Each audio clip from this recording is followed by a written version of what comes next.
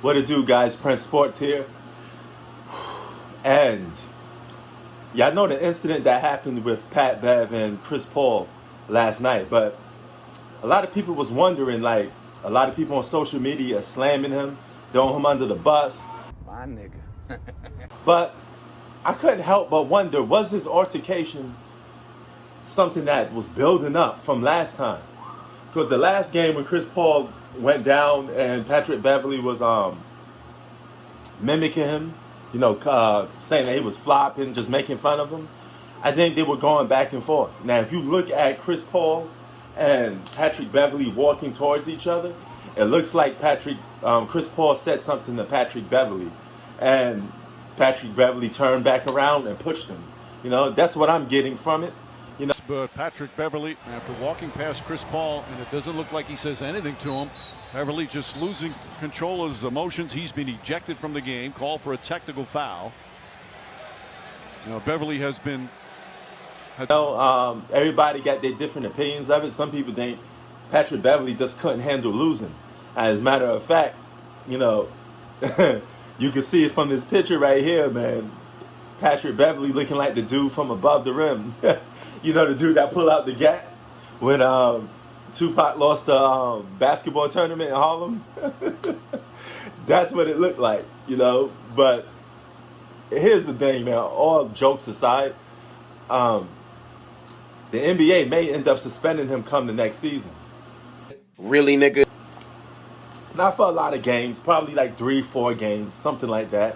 Because you can't just go about doing stuff like that, especially in today's league, man. These guys, they don't want that type of drama. They don't want that type of street ballness. Patrick Beverly, he got that mentality of a guy off the block. He's a loose cannon, man.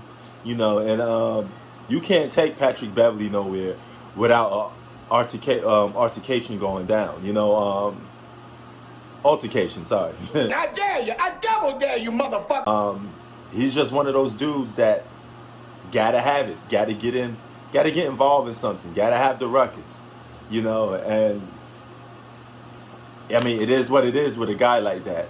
But my thing is, Chris Paul is known to have been talking a lot of smack. He does a lot of showboating, and he's very vocal on a basketball court. So I couldn't help it but think maybe he had something to do with Patrick Beverly going off. I mean, he had to.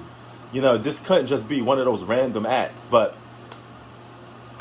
here's a funny part about it. I could see Chris Paul not doing nothing or saying nothing to Patrick Beverly, and Patrick Beverly just going AWOL, just going crazy for no reason. That's not like out of his character to do something like that. It's very in his character to do something like that, as a matter of fact. So,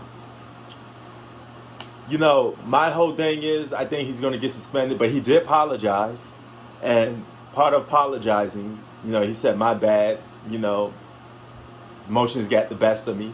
And I think he did that for damage control, so he won't get suspended. But it may be a little too late for him. The league may still end up suspending him, So he did apologize like a man, Rather it was genuine or not, we don't know.